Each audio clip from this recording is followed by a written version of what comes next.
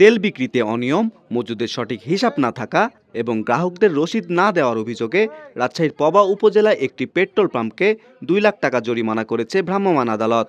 বৃহস্পতিবার বিকেলে পবা দারুশা কর্ণহারে মতিয়র ফিলিং স্টেশনে অভিযান চালায় র্যাব ও বিজ্ঞ ম্যাজিস্ট্রেট ভ্রাম্যমাণ মোবাইল কোর্ট।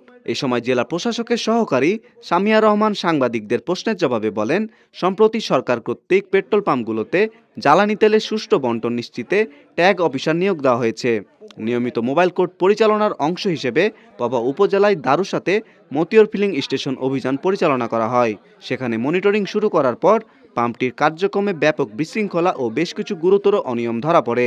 অনিয়মগুলোর কথা উল্লেখ করে তিনি বলেন, পাম্প কর্তৃপক্ষ কোনো প্রকার প্রত্যয়ন ছাড়াই তেল বিক্রি করছিল। তেল নেওয়ার পর ভোক্তাদের যে একটি স্লিপ বা রিসিট দেওয়ার কথা সেটি তারা দিচ্ছিল না এবং এমন কোনো রিসিট তারা দেখাতেও পারেনি। এছাড়া তাদের কাছে প্রয়োজনীয় তথ্যের কোনো আপডেট নেই।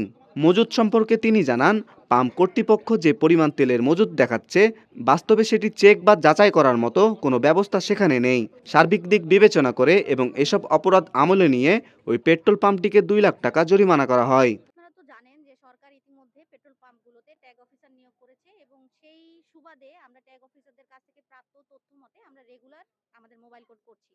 সেই মোবাইল কোড পরিচালনার একটা অংশ হিসেবে আজকে আমরা পবা উপজেলায় এসেছিলাম। উপজেলায় এসে আমরা রেগুলার যে মনিটরিংটা সেটা করা শুরু করার পরে আমরা ওনাদের মধ্যে বেশ কিছু অনিয়ম পেয়েছি।